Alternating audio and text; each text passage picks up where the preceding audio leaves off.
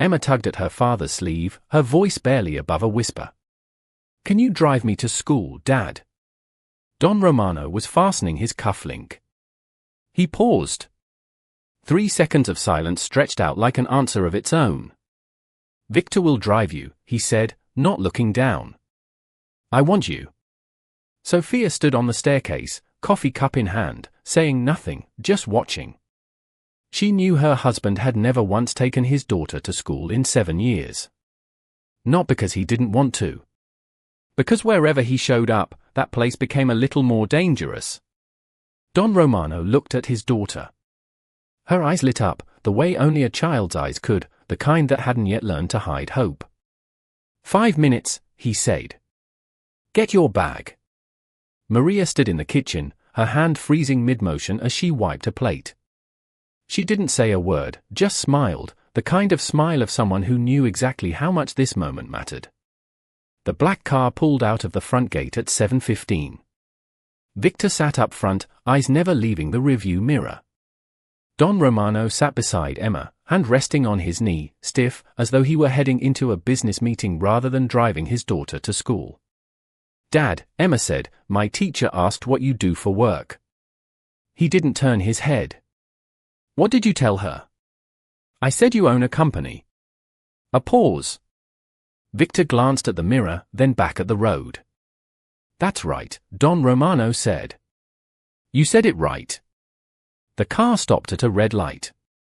Outside the window, a man in a black jacket stood at the curb, phone in hand, his eyes lingering on the car longer than they should have. Victor noticed immediately. His grip tightened on the wheel. Don Romano saw it too.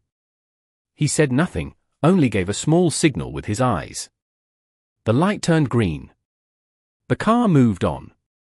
The man didn't follow. Emma noticed none of it. She was too busy talking about her new stuffed animal, about her desk mate named by who loved cookies at recess. "Do you like cookies, Dad?" "I don't eat sweets." "Then what do you like?" He was quiet for a moment. Such a simple question, and yet he had no answer ready. His whole life he'd answered questions about money, about power, about who had betrayed whom. No one had ever asked him what he liked. "I like," he said slowly, "quiet mornings." Emma laughed. "Then do you like today?" "With Victor and me here, it's not quiet at all." Don Romano looked out the window, the corner of his mouth lifting slightly, almost a real smile. "Today's different."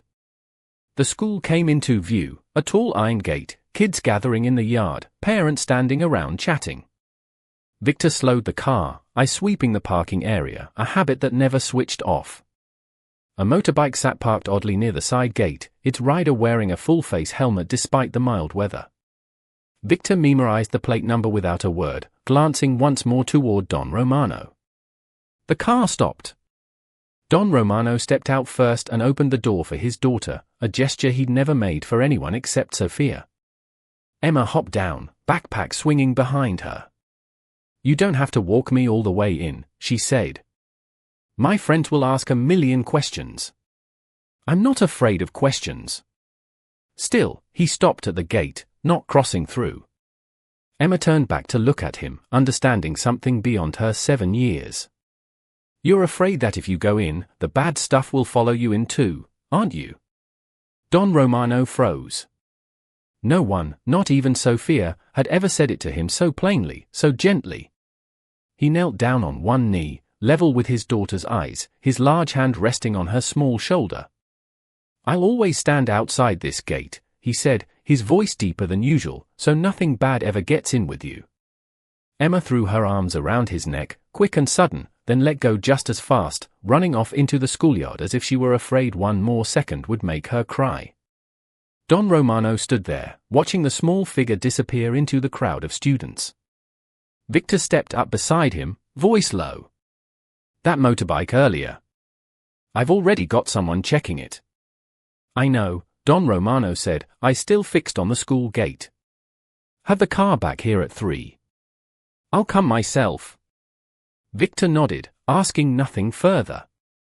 After 7 years serving this family, he understood, some orders didn't need explaining.